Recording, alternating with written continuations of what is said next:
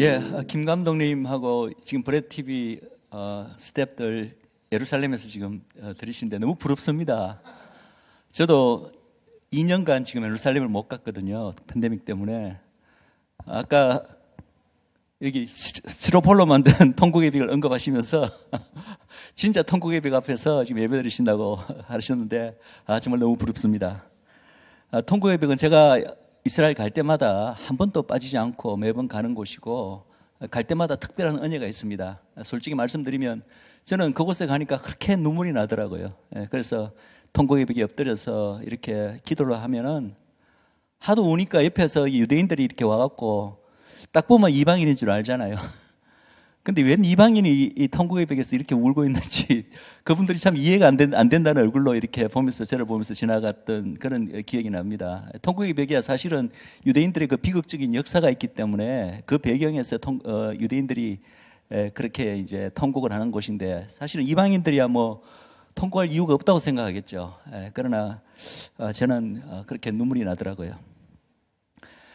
지난주에 제가 유대인들의 왕 예수라는 제목으로 말씀을 드렸습니다. 이렇게 예수님을 사랑하고 또 주의 장자 이스라엘을 사랑하시는 여러분들 앞에서 2주일째 이렇게 말씀을 전하게 되어서 참으로 하나님의 은혜에 감사드립니다.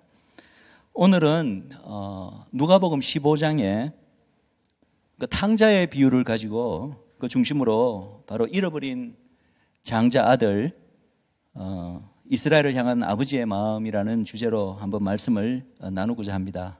사실은 이 말씀은 우리가 너무나 다 잘 알고 있고 또 너무나 많은 설교 말씀도 듣고 했던 말씀이죠. 그럼에도 불구하고 우리가 조금 본문이 길기는 하지만 조금 빠른 목소리로 우리 함께 말씀을 읽고 우리 말씀을 나누겠습니다. 읽겠습니다. 또 가라사대 어떤 사람이 두 아들이 있는데 그 둘째가 아비에게 말하되 아버지여 재산 중에서 내게 돌아올 분깃을 내게 주소서 하는지라 아비가 그 살림을 각각 나눠 주었더니 그 후 며칠이 못 되어 둘째 아들이 재물을 다 모아가지고 먼 나라에 가 거기서 허랑방탕하여 그 재산을 허비하더니 다 없이 한 후 그 나라에 크게 흉년이 들어 저가 비로소 궁핍한지라 가서 그 나라 백성 중 하나에게 붙여 사니 그가 저를 들로 보내어 돼지를 치게 하였는데 제가 돼지 먹는 쥐염 열매로 배를 채우고자 하며 주는 자가 없는지라 이에 스스로 돌이켜 가로되 내 아버지에게는 양식이 풍족한 품꾼이 얼마나 많은고 나는 여기서 줄여 죽는구나. 내가 일어나 아버지께 가서 이르기를 아버지여 내가 하늘과 아버지께 죄를 얻었사오니 지금부터는 아버지의 아들이라 일컬음을 감당치 못하겠나이다. 나를 품꾼의 하나로 보소서 하리라 하고 이에 일어나서 아버지께로 돌아가니라. 아직도 상거가 먼데 아버지가 저를 보고 측은히 여겨 달려가 목을 안고 입을 맞추니 아들이 가로되 아버지여 내가 하늘과 아버지께 죄를 얻었사오니 지금부터는 아버지의 아들이라 일컬음을 감당치 못하겠나이다 하나 아버지는 종들에게 이르되 제일 좋은 옷을 내어다가 입히고 손에 가락지를 끼우고 발에 신을 신기라. 그리고 살찐 송아지를 끌어다가 잡으라. 우리가 먹고 즐기자. 이 내 아들은 죽었다가 다시 살아났으며 내가 잃었다가 다시 얻어노라 하니 저희가 즐거워하더라. 맏아들은 밭에 있다가 돌아와 집에 가까웠을 때에 풍요와 춤추는 소리를 듣고 한 종을 불러 이 무슨 일인가 물은데 대답하되 당신의 동생이 돌아왔음에 당신의 아버지가 그의 건강한 몸을 다시 맞아들이게 됨을 인하여 살찐 송아지를 잡았나이다 하니 저가 노하여 들어가기를 즐겨 아니하거늘 아버지가 나와서 권한대 아버지께 대답하여 가로되 내가 여러 해 아버지를 섬겨 명을 어김이 없거늘 내게는 염소 새끼라도 주어 나와 내 벗으로 즐기게 하신 일이 없더니 아버지의 살림을 창기와 함께 먹어버린 이 아들이 돌아오매 이를 위하여 살찐 송아지를 잡으셨나이다.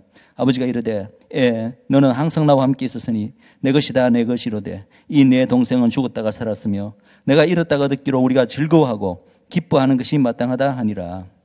아멘. 우리는 흔히 이 이야기를 탕자의 비유 이렇게 이야기를 하죠. 그래서 마치 이 이야기의 주인공이 탕자인 것처럼 이렇게 느껴집니다. 그러나 많은 분들도 아마 그렇게 느끼시겠지만 이 이야기의 주인공은 사실은 아버지입니다. 아버지. 예. 아버지의 그 잃어버린 아들을 향한 그 마음이 바로 이 이야기의 가장 중심에 있습니다.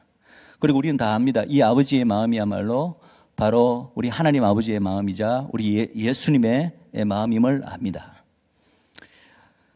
이 이야기를 가지고 우리가 이제 말씀을 나누거나 설교를 듣거나 적용을 할 때 보통 우리가 많이 적용하는 적용은 바로 여기서 돌아온 탕자가 바로 한 잃어버린 영혼이다.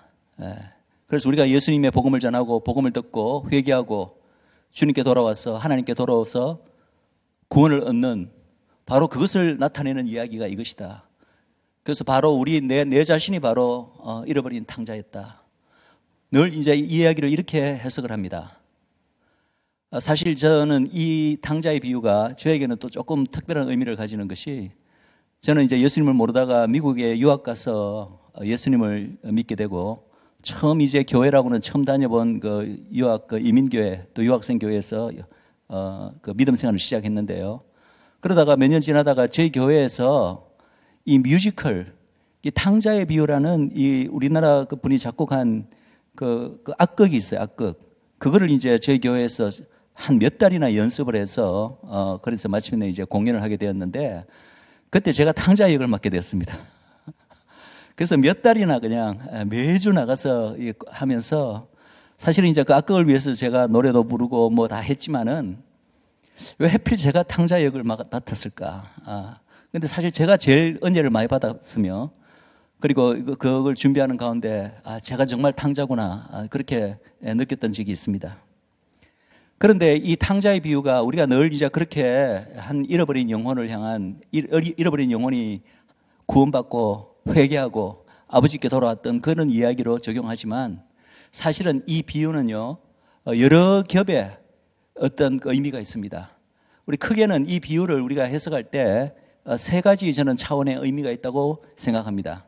첫 번째가 금방 제가 말씀드린 그런 의미이고, 둘째는 또 이 비유를 신학자들도 동의하는 것이지만, 그 당시 이 비유가 주었을 당시가 이제 예수님 오셨을 때고, 그 당시에 이제 돌아온 탕자는 바로 이방인들을 의미한다. 그리고 그 돌아온 탕자가 아버지께 돌아오는 것을 마땅히 여기지 않던 그 장자가 있잖아요. 그 장자는 바로 구약시대 때부터 하나님 아버지의 백성으로, 언약 백성으로 이렇게 택함을 받았던 유대인들이다. 그래서 그러한 이제 어떤 맥락에서 이 비유를 이해할 수 있다라고 그렇게 또 이야기를 합니다. 저는 그렇게 해석하는 것도 또 맞다고 생각합니다. 그런데 첫 번째 이 돌아온 탕자를 그냥 모든 시대에, 바로 지금 이 시대에도 우리가 교회에서 복음을 전해서 한 잃어버린 영혼을 전도해서 돌아오게 하는 그런 식으로 이제 우리가 가장 많이 적용을 하는데, 저는 그 적용이 참 은혜가 되고 맞다고 생각하지만, 그런 적용을 할 때마다 조금 이렇게 의문이 항상 생기는 게 뭐냐 하면은, 만약에 우리가 복음을 듣고 돌아온 우리 한 영혼이 돌아온 탕자가 맞다면, 그러면 그런 돌아온 복음 듣고 돌아왔을 때 그것을 반기지 않고 오히려 아버지께 이 불평을 지금 쏟아붓는 이 집에 있던 장자는 누구인가?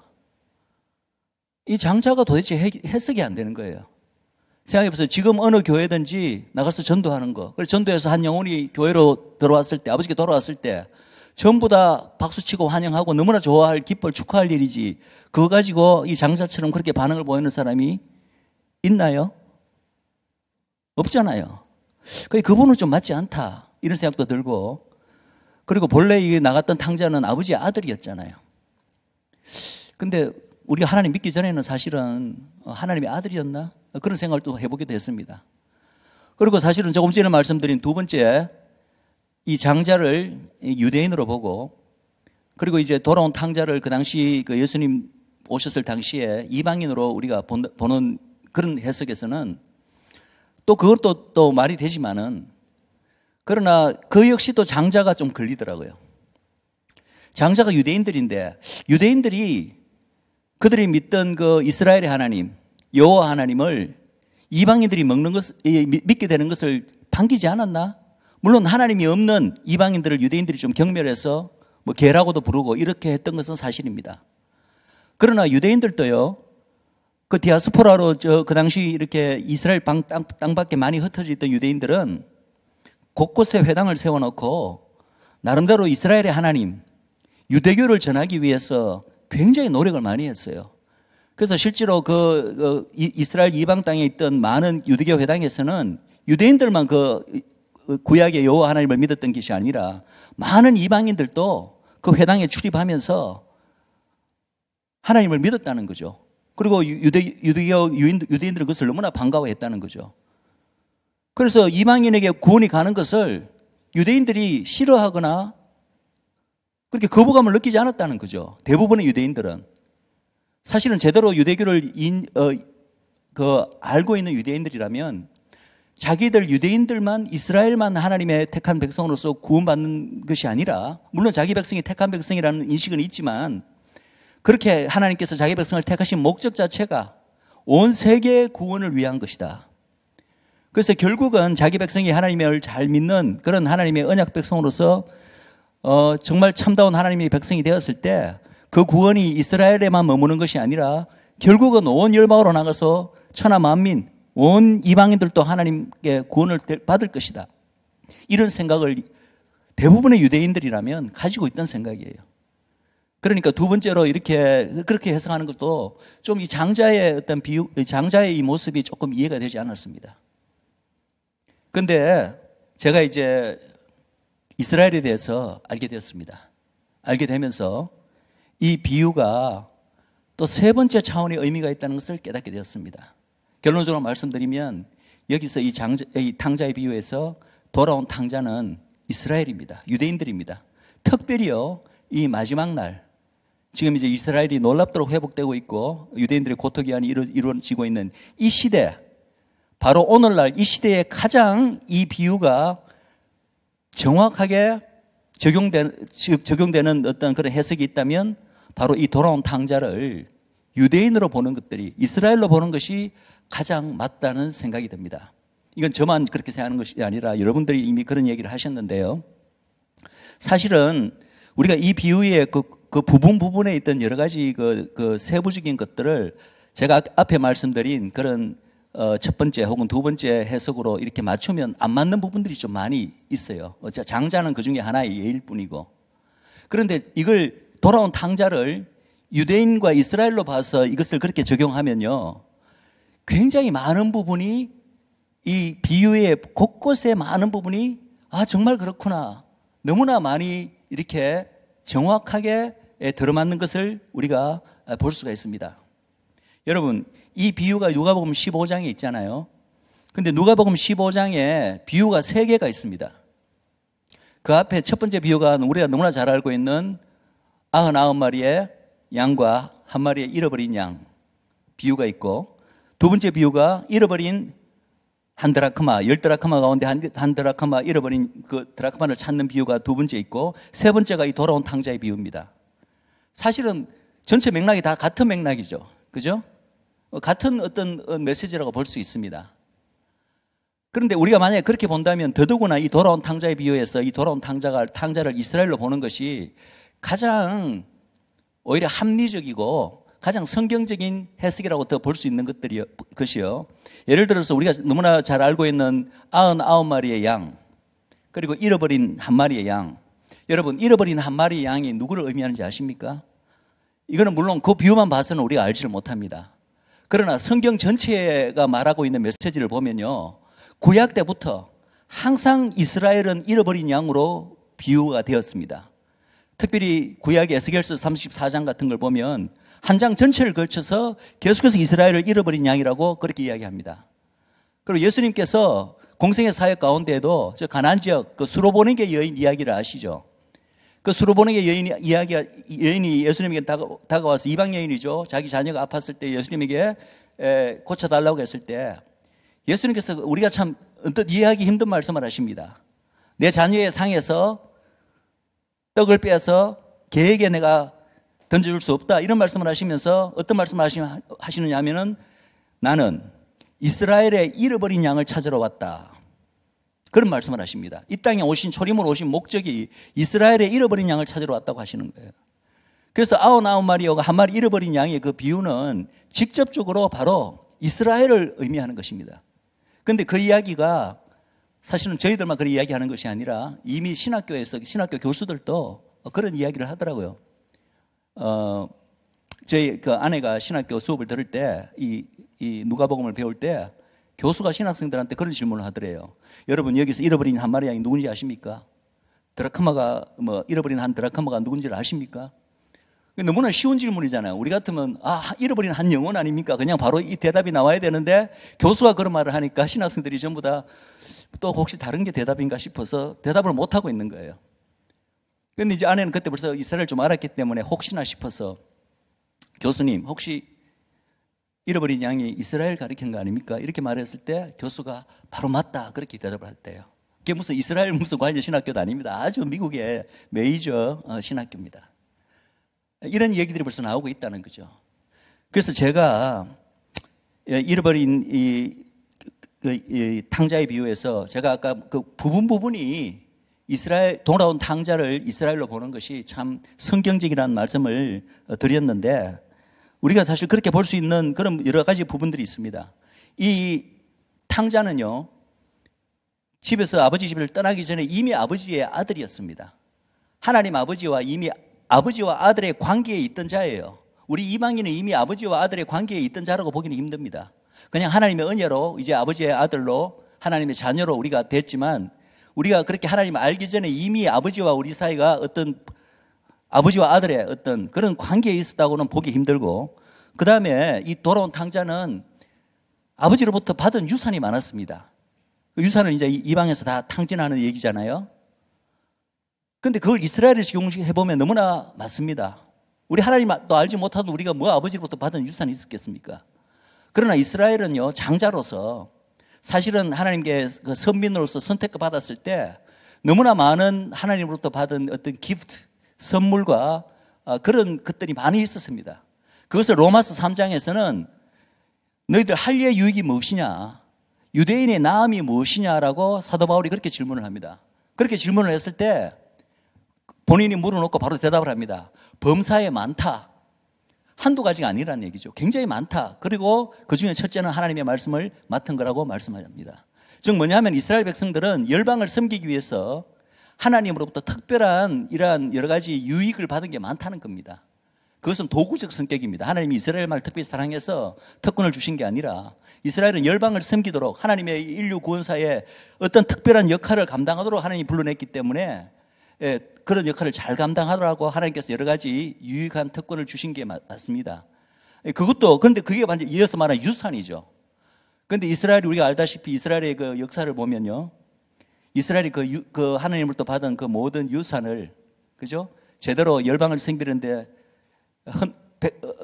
100%잘 활용했나요? 그러지 않습니다. 이스라엘은 그러지 못했습니다. 사실은 많이 유대인들이 너무나 많이 그 귀중한 것을 하나님부터 많이 받았는데도 불구하고 그것을 인류 열방을 섬기고 인류 구원을 위해서 제대로 사용하지 못한 점이 너무나 많습니다. 그런 의미에서 아버지로부터 받은 이 많은 유산들을 탕진했다고도 볼 수 있는 것입니다.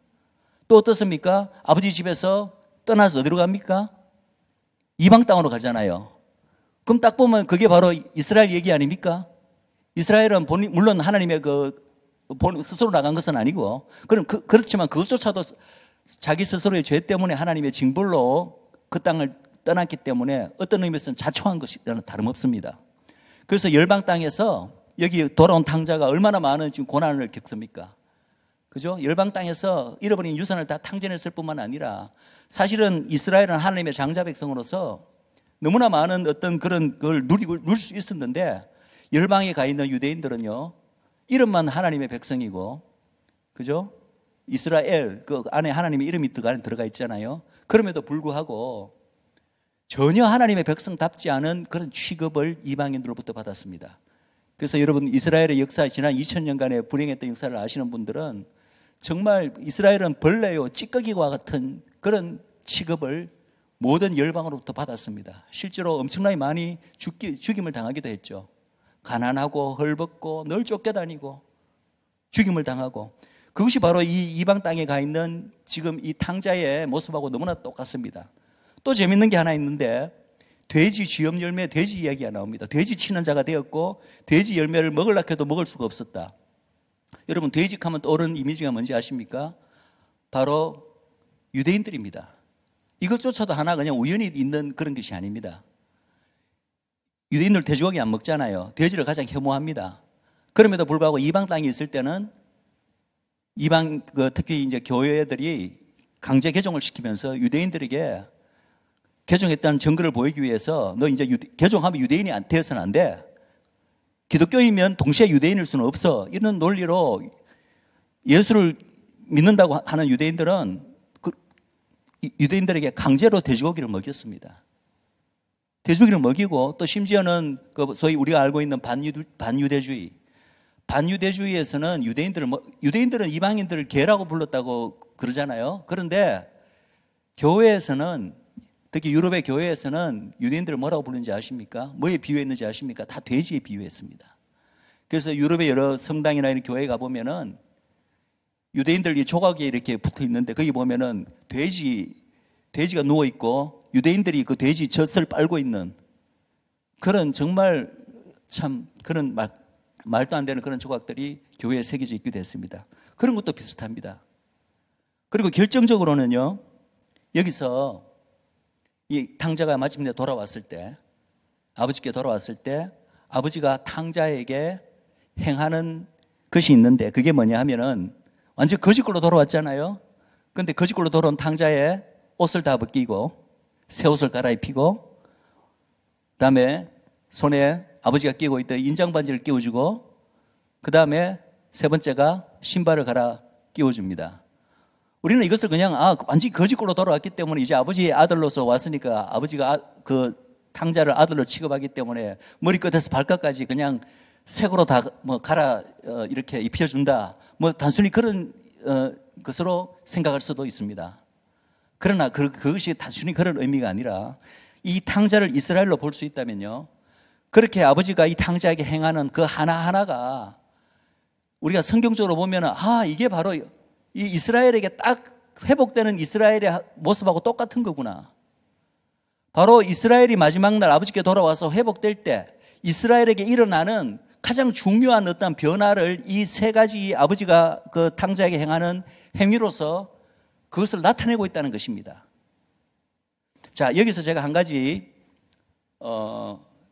흔히 이제 이 비유를 이 탕자가 이스라엘이다 이렇게 이야기를 하면요, 그렇게 한 번도 생각해 보지 않았던 분들은 조금 이렇게 반발을 하시는 분들이 있더라고요.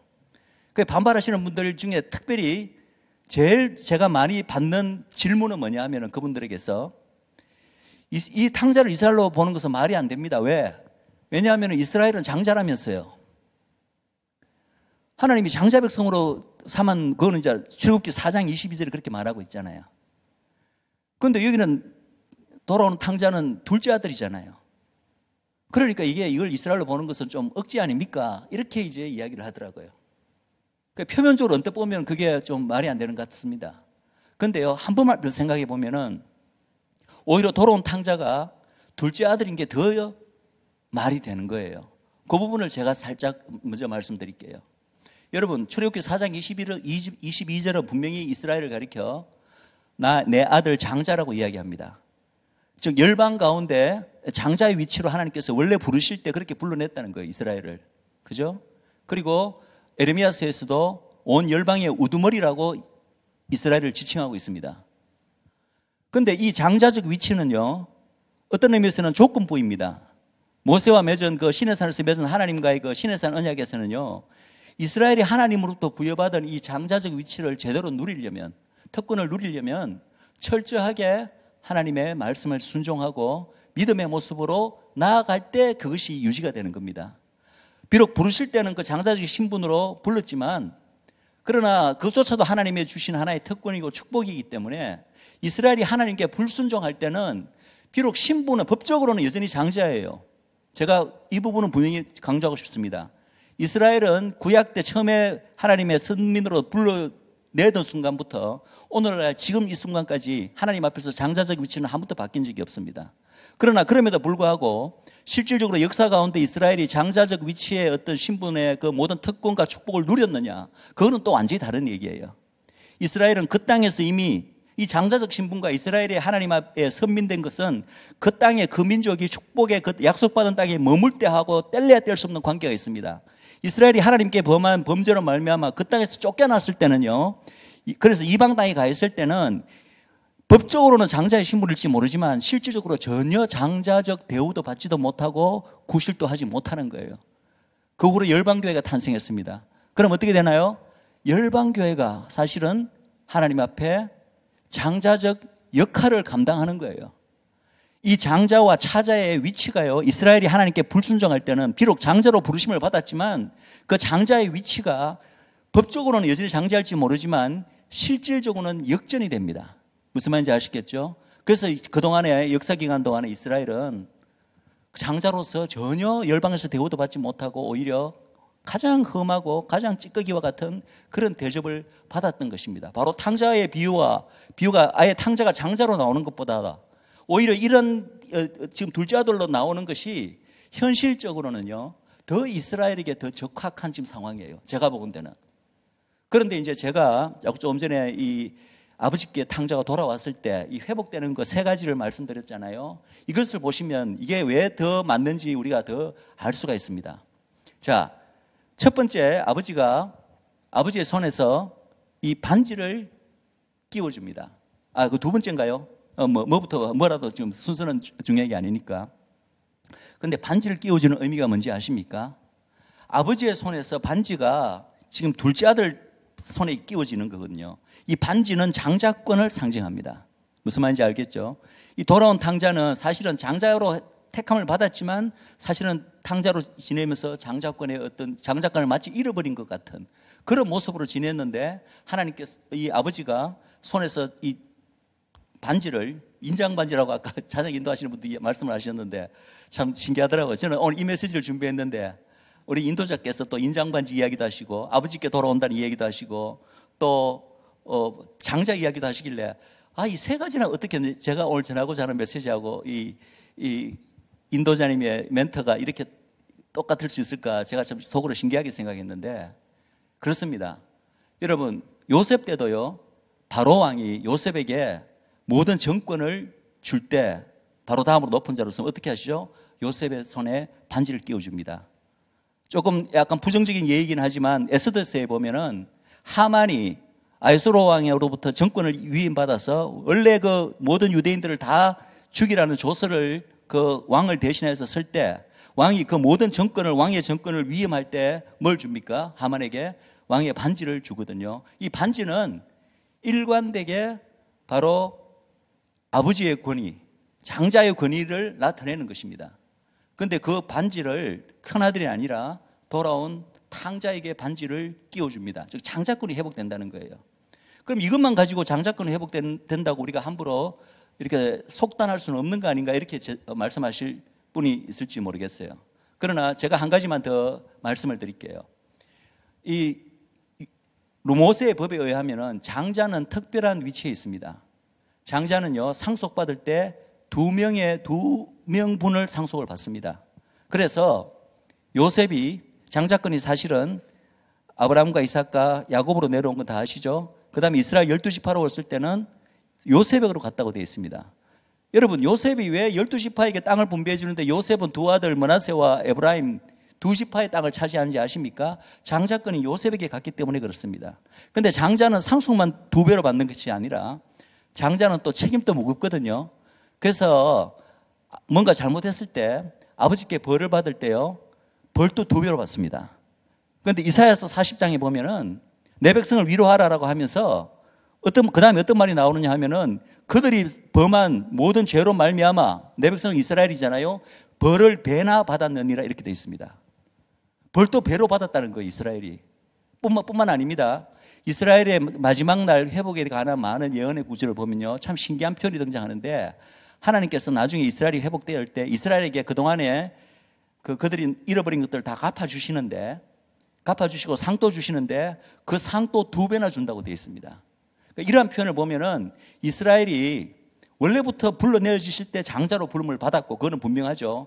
그러나 실제로 그동안 하나님의 이 역사기간 동안에는 제대로 장자 역할을 못하고 그죠? 그런 대우를 받았지만 마지막에 이제 온전히 예수님을 영접함으로 말미암아 그들의 메시아를 인정함으로 말미암아 하나님께 돌아오게 되면은 그 장자의 신분이 다시 회복된다는 거예요. 그것이 나타내는 것이 손에 반지를 끼워주는 것입니다.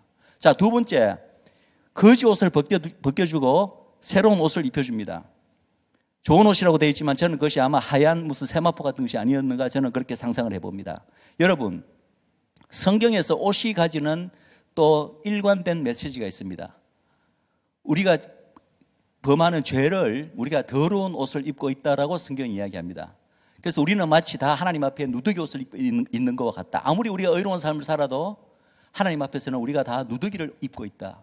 계시록에서도 이 옷을 너희들이 벌거벗은 옷으로 입지 말라. 라오디게아 교회에게 하시는 말이 너희들은 지금 옷을 입고 있다고 생각하는데 예수님께 보니까 너희들은 다 벌거벗고 있구나. 제발 나에게서 와서 사서 옷을 입어라. 그러면서 계시록에서는 옷은 바로 거룩한 행실을 나타낸다고 이야기를 합니다. 바로 이 옷을 벗고 있는 것은 바로 죄를 상징하는 것이고 바로 죄는 또 더러운 누더기 옷을 입고 있는 것입니다. 그런데 우리가 알잖아요. 이스라엘 백성은 하나님 앞에 많은 죄를 지은 거 다 인정합니다. 성경이 말하고 있잖아요. 그런데 이스라엘이 마지막 날 회복될 때 많은 예언의 말씀을 보면은 하나님께서 뭐라고 말씀하시냐 하면은 내가 그 민족적 죄를 한꺼번에 내가 사해 주겠다. 한꺼번에 내가 그 민족적 죄를 사해 주겠다. 예레미야서 31장 34절에 보면은 내가 그 죄를 사하겠고 다시는 기억하지 않으리라 이렇게 말씀하십니다. 이스라엘의 죄를. 스가랴서 13장 1절에도 보면은 그날에 회개의 이 셈이 정결케 하는 셈이 터져서 이스라엘을 다 정결케 한다고 이야기하고 있습니다. 즉 이스라엘의 회복을 이야기할 때 항상 떠오르는 개념이 뭐냐면은 물론 민족적 회개가 먼저 선행돼야 되겠죠.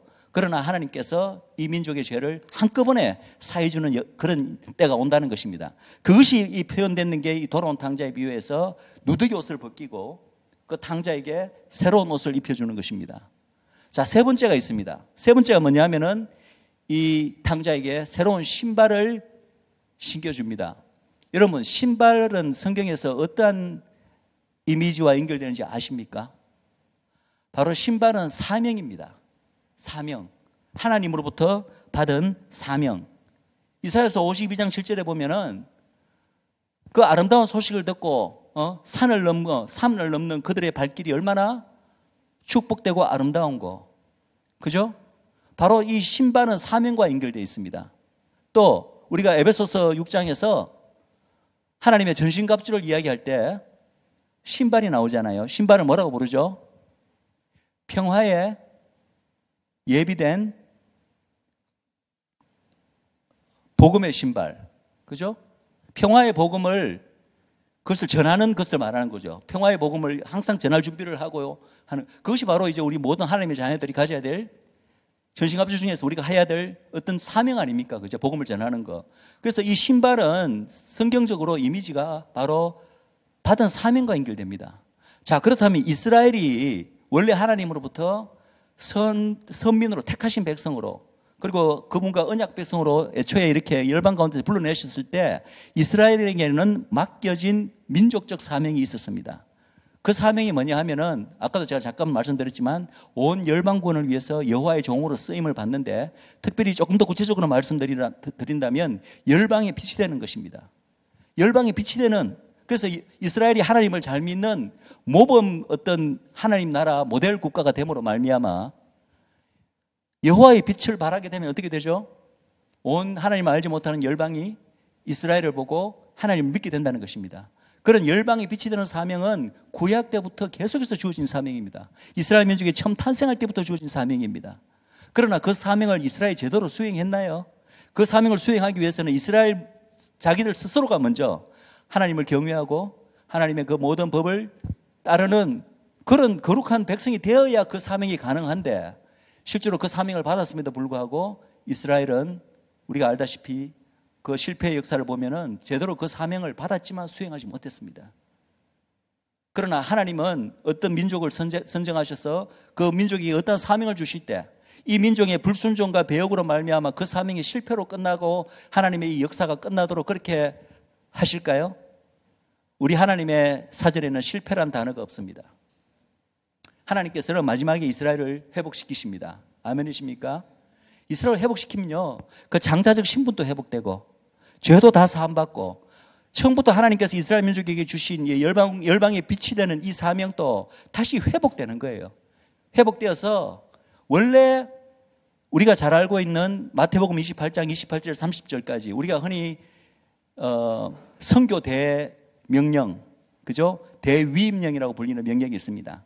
땅 끝까지 가서, 그죠? 천하의 모든 족속을 내 제자로 삼아, 그죠? 아버지와 아들과 성령 이름으로 세례를 주고 내가 가르쳐 너에게 가르치는 모든 것을 가르쳐 지켜 분부하여 지키게 하라. 그 대위임령. 그리고 사도행전 1장 8절에 오직 성령이 너에게 임하시면 너희가 권능을 받아 예루살렘과 온 유대와 사마리아 땅까지 이르러 내 정인이 되리라. 이게 또 땅끝 정인되는 사명이잖아요. 그 사명이요, 갑자기 하늘에서 뚝 떨어진 사명이 아닙니다. 여러분, 그 사명을 듣는 그 1차적인 그 예수님이 말한 대상이 누군지 아십니까? 유대인들이었습니다. 유대인 제자들과 사도들이었습니다. 그들이 먼저 그 사명을 받았어요. 그럼 그 사명이 처음 그들이 받은 사명이 아니라 원래 이스라엘이 처음에 하나님께 택하였을 때 하나님부터 받은 사명이 바로 열방에게 하나님의 빛을 드러나는 열방의 빛이 되는 사명이었습니다. 그것이 예수님의 옴으로 말미암아 이제 복음이 생겼잖아요. 그래서 이제부터는, 예수님부터는 이제 실제로 예수님을 전하는 것, 복음을 전하는 게 바로 열방의 여호와의 빛을 전하는 사명으로 그렇게 나타난 것일 뿐이지, 그게 갑자기 하늘에서 뚝 떨어지듯이 새로 생긴 사명이 아니라는 거예요. 그래서 이스라엘이 사실은 그 사명을 민족적으로 받았음에도 불구하고 예수님 초림으로 오셨을 때는 이스라엘이 그 사명을 민족적으로 수행했나요? 아닙니다. 왜? 대부분의 유대인들은 예수님을 안 믿었기 때문에. 오직 소수의 유대인들, 그죠?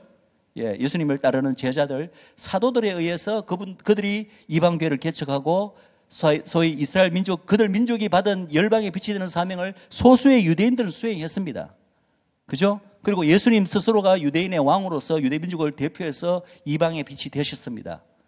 그러나 유대민족 전체가 원래는 그 사명을 받았는데 그 사명을 제대로 수행하지 못했습니다. 왜? 그 사명을 제대로 수행하려면 이스라엘 민족이 바로 그들의 메시아를 받아들일 때만 그것이 가능해지는 거예요.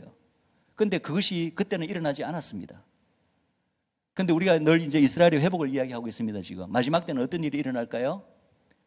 마지막 때는 이스라엘이 그 회복되고 나면, 즉 그들의 메시아를 만나고 나면, 그 메시아를 그들의 민족의 메시아로, 그들의 남편으로 영접하고 나면 이제 마침내 그들은 열방으로 나가서, 원래 이미 예수님 당시에도 이미 그 명령이 주어졌지만 그 열방을 땅끝까지 가면서 열방의 예수님을 모르는 자들에게 복음을 전하는 그 열방의 빛이 되는 사명을 유대인들은, 이스라엘은 마침내 수행할 것이라는 것입니다. 그래서 어떤 분들은 계시록에 나오는 14만 4천 명, 12지파의 14만 4천 명을 바로 이 마지막 때에 땅끝까지 나가서 이방인들에게 복음을 전하는 유대인들을 지칭하는 것이라고 이렇게 해석하는 분들도 있습니다. 충분히 그것은 가능한 이야기라고 생각합니다. 완전히 엉뚱한 이야기는 아닙니다.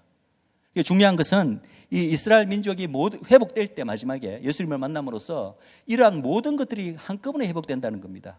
죄사함과 장자적 신분과 심지어는 그 민족이 처음부터 받은 사명까지, 그것이 단적으로 녹아있는 것이 바로 이 탕자의 비유입니다. 그래서 이런 부분들을요, 우리가 늘 그냥 한 영혼의 구원 이런 식으로 탕자를 이해했다가는 이 비유의 이런 부분들이 해석이 안 됩니다. 잘 맞지도 않습니다. 그러나 이것을 오늘 이 시대에 바로 이 탕자를 이스라엘로 이야기할 때 바로 성경 전체가 이스라엘에 대해서 말하는 메시지와 너무나 모든 것이 일치한다는 것입니다. 자, 그렇다면 이 스토리의 물론 주인공은 주요 이야기는 이 탕자가 돌아오는 얘기고 회복되는 얘기지만, 제가 오늘 이 말씀에서 특별히 나누고 싶은 것은 조금 전에 제가 시작할 때 이 스토리의 가장 중심 인물은 누구라고요? 아버지의 마음입니다. 아버지의 마음. 그런데 이 아버지의 마음은 이제 굳이 제가 이런 말로 저런 말로 하지 않아도 여러분들이 다 아시겠죠. 이 아버지의 마음은 하나님, 이스라엘 바라보는, 장자를 바라보는 아버지 하나님의 마음이고, 바로 이스라엘의 왕이신, 유대인들의 왕이신 예수님이 이스라엘을 바라보는 왕입니다. 그 마음입니다. 그런데 이 아버지의 마음은 우리가 이제 충분히 이 비유에서 너무나 잘 드러나고 있는데, 그 아버지의 마음을 도무지 이해하지 못하고 삐딱한 태도를 보이는 장자가 있습니다. 자, 이것을 탕자를 이스라엘로 볼 수 있다면 이 탕자가 돌아오는 것을 환영하지 못하고 아버지 집에서 충성하던 이 장자는 누구일까요? 여러분들 지금 이걸 들으시는 여러분들 마음에 어떤 이미지가 아마 떠오르셨을지라고 저는 생각합니다. 틀림없이 아버지의 아들인데, 아버지의 집에서 충성하게 해오던 아들인데, 이 탕자가 돌아오는 것을 이해하려고 하지도 않고 받아들이려고 하지 않고 기뻐하지 않는 사람들이 있습니다. 제가 굳이 누구라고 어떤 분들이라고 적시해서 이야기하지는 않겠습니다. 그 아들이 보십시오. 이 이야기를 끝에 보면 끝에 이제 바로 그 아들에 대한 얘기, 장자에 대한 이야기로 끝이 납니다. 저는 오늘 그 장자 이야기도 조금 하고 싶어요. 여기 보면요, 이 장자가 아버지에게 이제 막 잔치를 한다는 말을 듣고 화가 나서 아예 안에 들어가지도 않잖아요. 잔치의 자리에 자기는 참석하기를 싫어하는 거예요. 그죠? 그래서 밖에 이래 있다가 아버지가 그래도 아들이잖아요. 이 탕자도 아들이지만 장자도 아버지가 너무나 사랑하는 아들이잖아요. 단지 아버지의 마음을 완전히 이해는 못하고 있는 아들이지만. 그래서 이 아들을 달래기 위해서 나갑니다. 나갔을 때 이 장자가 자기 동생이잖아요. 탕자는. 탕자를 가리켜 뭐라고 부르고 있는지 아십니까? 예? 탕자를 가리켜 이렇게 부릅니다. 예. 원래 같으면은 이 탕자를 어떻게 불러야 될까요? 여러분들 장자가 자기 그 밑에 동생을 어떻게 부릅니까? 동생이라고 지칭을 해야 되잖아요. 그런데 어떻게 부르냐 하면은 창기와 함께 살림을 먹어버린 이 아들, 즉 아버지의 아들이라고 부릅니다. 자기는 자기 동생이라고 인정하기 싫은 거예요. 인정하기 싫은 거예요. 그냥 아버지의 아들이라고 부르는 거예요. 그런데 그 말을 받아서 아버지가 어떻게 대답한지 아십니까? 내 동생이다. 내 동생이 죽었다가 다시 살아온 거다. 여러분, 이스라엘의 이 마지막에 회복될 이스라엘을 보면요, 사실은 이스라엘은 죽었다 살아오는 것과 똑같습니다. 실제로 죽지는 않았지만 죽었던 것과 똑같은 그런 어떤 형편으로 하나님의 구속사 내도록 있던 존재가 바로 이스라엘입니다. 그래서 실제로 이 대처신학이 어떻게 나온지 아십니까? 이스라엘은 없다. 이스라엘은 실제 죽었다. 성경적 이스라엘은 이미 죽었고 예수님 그때 오신 초림으로 오신 그때 이후로 이 이스라엘 민족이 그들의 메시아를 거부함으로 말미암아 성경적 이스라엘은 죽고 없다. 그리고 우리 교회가 새로 이스라엘이 되었다라고 주장하는 게 바로 우리 대체신학 아닙니까? 한마디로 이스라엘이 죽은 거로 취급하는 거예요. 이거 똑같습니다. 그런데 아버지가 이 죽었던 아들이 살아왔다. 그러면서 이 장자를 가리켜, 장자는 아버지의 아들이라고 불렀던 이 존재를 가리켜 내 동생이다라고 말합니다. 형제라는 거예요. 같은 아버지를 모시는 형제라는 거예요. 그러면서 이 스토리 전체가 아버지가 장자에게 한마디 당부하는 거로 딱 끝이 납니다. 그 당부가 뭔지 아십니까? 우리가 즐거워하고, 그러니까 장자에 너가 하는 말이에요. 너가 즐거워하고 기뻐하는 것이 마땅하다. 즐거워하고 기뻐하는 것이 마땅하다. 죽었던 동생이 살아왔기 때문에. 딴 이야기 안 합니다. 무슨 뭐 동생이 돌아와서 장자로서 특별한 무슨 일을 하라, 역할을 하라, 그렇게 강조하는 게 아니라 그냥 죽었던 동생이 살아왔기 때문에 당연히 기뻐하고 즐거워해야 되지 않느냐. 근데요, 저는 이 말을 들으니까 너무나 처음에는 좀 소름이 끼쳤습니다. 어떻게 이 비유를 주실 때 하나님께서 지금의 상황을 이렇게 너무나 잘 아실까? 우리가 이스라엘이 이 교회의 형제로서, 아니 형제보다 더 앞선 하나님의 어떤 언약 백성 아닙니까? 우리 형제 맞잖아요. 에베소에서는 우리를 한세 사람이라고 부르고 있고. 그러면 그 살아온 것 같으면 우리가 너무나 모든 교회가 기뻐하고 즐거워하는 게 너무나 당연한데 그걸 그렇지 못하고 있거든요. 즐거워하지 못하고 기뻐하지 못하고 있습니다. 이러한 이 마지막 때에 이스라엘의 이 회복 즈음에 이르러 이런 사실을 어쩌면 하나님께서 아셨을 수도 있다는 생각이 듭니다. 그렇기 때문에 이 장자에게 다른 명령으로 부탁하는 게 아니라 딴 거 하지 말고 딴 것까지 내가 뭐 요구하는 거 아니다. 그냥 죽었던 동생이 살아온 것을 즐거워하고 같이 기뻐하는 게 마땅하다라고 이야기를 합니다. 그런데 이 말씀을 보니까 제가 떠오르는 구약의 예레미야서의 말씀이 떠오릅니다. 예레미야서 31장 6, 7절에 보면요, 31장 6절에는 이런 말씀이 있습니다. 마지막 날 이스라엘의 회복에 대한 말씀인데, 내가 에브라임 산 위에 파수꾼을 세우겠다. 근데 그 에브라임 산 위에 세운 파수꾼이 바로 열방의 크리스찬입니다. 열방의 하나님의 자녀들입니다. 이스라엘의 회복을 위해서 제가 지난 시간에 아마 이사야서 62장의 파수꾼 이야기도 했는데 에레미야도 놀랍도록 같은 그 6, 7절이에요. 거기 또 파수꾼의 이야기가 나오는데 그 파수꾼의 에브라임에 세우신 파수꾼을 향하여 하나님께서 시온에 그 우리 이제 이스라엘 향하여 외치라.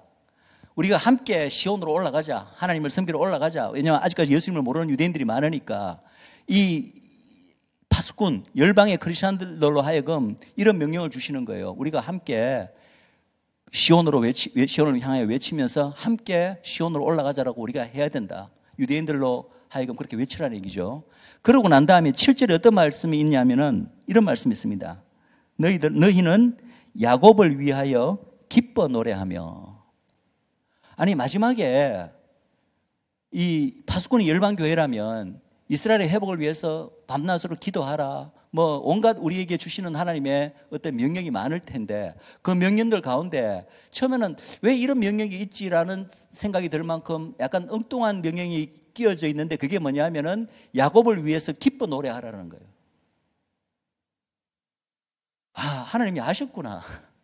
우리가 생각하면 당연히 죽었던 형제가 살아 돌아오면 기뻐 노래하는 게 당연한데 이것이 당연히 한 것이 당연하지 않은 그런 세태, 그런 마지막 때 어떤 상황이 올 것을 어쩌면 하나님이 아셨기 때문에 아예 기뻐하라고 명령으로 주셨구나, 이거를.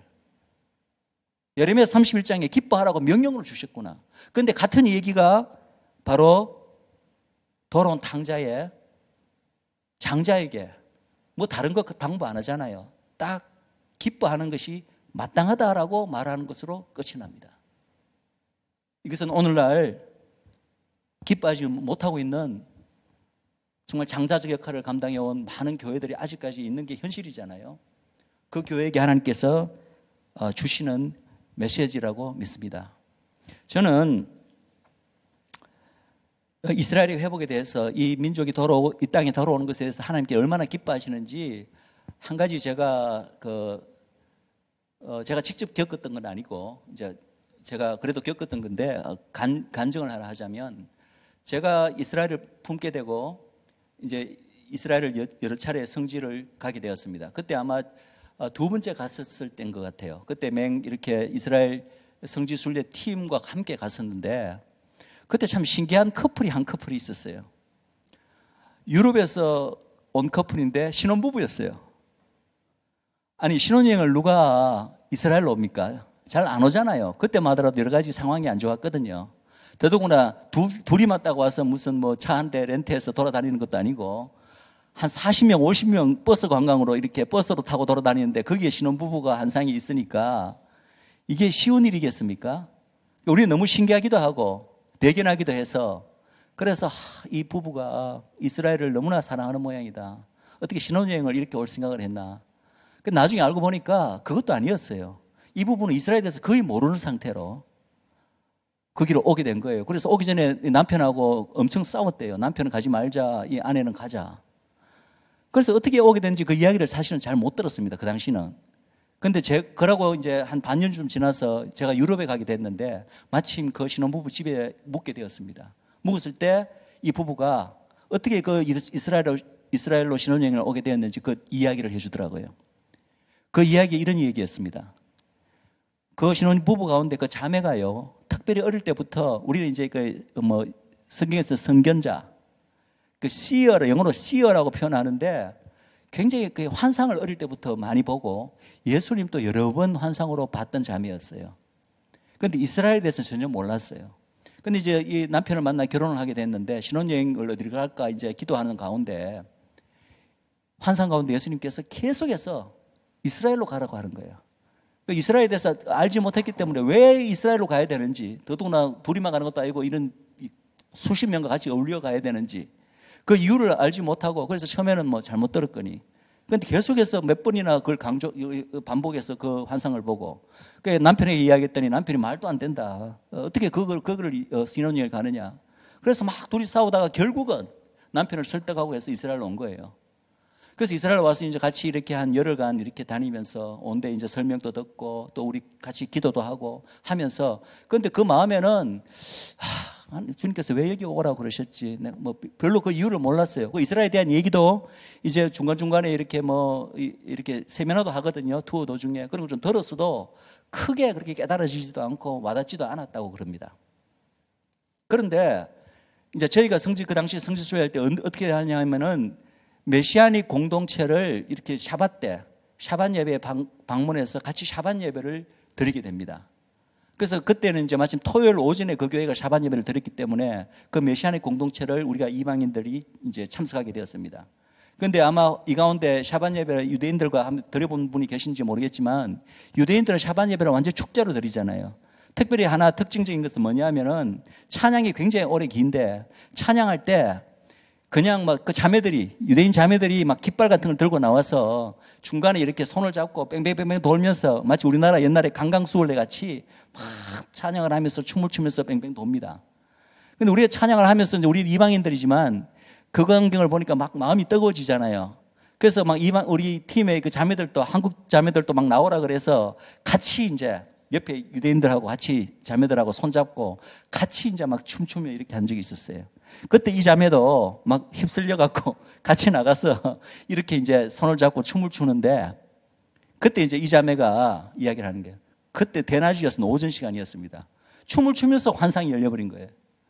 환상을 잘 안 믿으시는 분도 계시겠지만 그냥 뭐 그럴 수도 있다고 생각하고 한번 들어주십시오.